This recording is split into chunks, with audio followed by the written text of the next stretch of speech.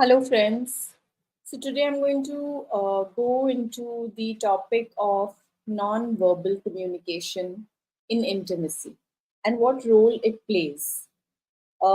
Because understanding this silent language can truly transform the way we connect with each other. And it matters because it is something which helps you to add depth, nuance, and power to your connections. So, non-verbal communication is like this, hero of intimacy. It includes gestures, facial expressions, body language, and even the energy that we radiate with. That is also a powerful force. So, it is the silent script that speaks volumes in our relationships. So let's get into a few points on how does non-verbal communication work and how you can be aware of it. So the first thing is the general principles. So let's start with the basics. Non-verbal cues often scream louder than words. A warm smile, a gentle touch, maintaining eye contact when the person is speaking to you. All these convey more than sometimes words that you speak.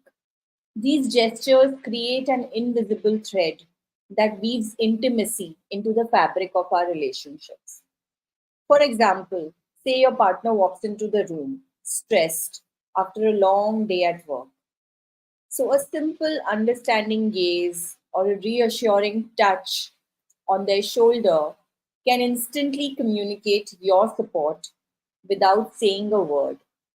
So, if you just get up, give them a hug, then that says that you understand that he or she had a long day at work and needs a little bit of comfort to feel better. Point number two, gender influence. Now, let's talk about how gender influences this non-verbal communication. Society often shapes our expressions differently based on gender. So, understanding these nuances helps us to navigate the unspoken language more effectively. Like in some cultures, men might be socialized to hide their vulnerability, while women are encouraged to express empathy openly. So, recognizing and respecting these differences enhances our ability to connect. So many men, they don't express themselves. They are just considered as a machine who is supposed to earn money and bring it home. Not They are not supposed to express themselves. They are not supposed to reveal their emotions. So we need to get beyond that, and we need to understand that whatever influences society is having on us, we need to move beyond that, and we need to do what feels right for us, for our relationships.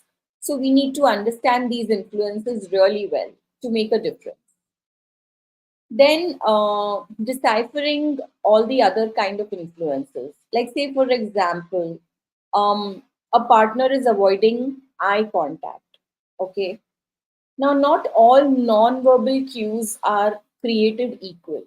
Some carry more weight than others, so you need to decipher the level of influence a particular cue should have in um, understanding that. It takes practice and a keen ear to truly understand these nuances. So, like I was saying, that a partner supposedly is avoiding eye contact during a serious conversation. That indicates discomfort. It indicates a need for space. So, acknowledging this cue allows for a more considerate and effective communication flow. Point number four, deception and authenticity. Now, here's the tricky part.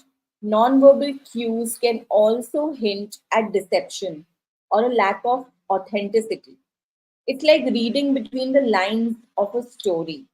Being attuned to inconsistencies between verbal and non-verbal expressions helps to maintain the trust.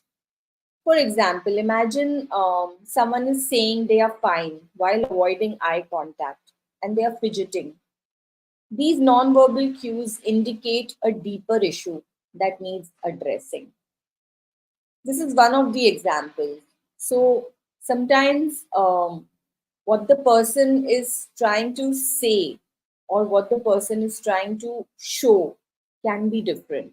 So we need to understand that a little more deeper. Point number five, touch in conflict resolution. So touch, is a powerful language in itself, especially during conflicts. It is like a comforting touch, can de escalate tension, it can convey empathy, it can bridge any emotional gaps that are there in your relationship. For example, picture that a disagreement is happening with your partner, but a gentle touch on their hand while expressing your perspective can transform the atmosphere and create a space for understanding. So the gesture of touch can really make a lot of difference. Point number six, the influence of smell. Odors do play a role. Our sense of smell is intricately linked to memory and emotion. It's like adding another layer to the non-verbal symphony of communication. So, understanding how odors influence us can also enhance our overall connection. For example, certain scents may evoke a certain memory or an emotion. So, the smell of a familiar perfume or cologne can create a sense of comfort and nostalgia in a relationship. So the sense of smell is something like sometimes a particular person wears a specific perfume or cologne, and then you kind of relate it to that person. Or someone has a weird, maybe another like some fragrance which always emanates from them, and you kind of, or when you go to a place and there is a certain fragrance, then you relate to that fragrance and you remember that place. So it triggers like a memory, whenever you smell something, and if you um, get a similar fragrance, then you connect it like that. So these are the things that are important for non-verbal communication in intimacy. So, let me know what is your experience with these kind of non-verbal cues in your relationships. Share your thoughts in the comments and let me know what you think. Is there a particular point which you connected with specifically? Don't forget to subscribe to my channel. I'm looking forward to reaching those 100 subscribers soon. And you will see a lot more happening on my channel, more shorts, more videos coming. So hopefully, I shall be able to add more value and give you more inputs for your intimacy, for your conversations, for your relationships. So, until next time, keep connecting with your heart and soul and stay happy.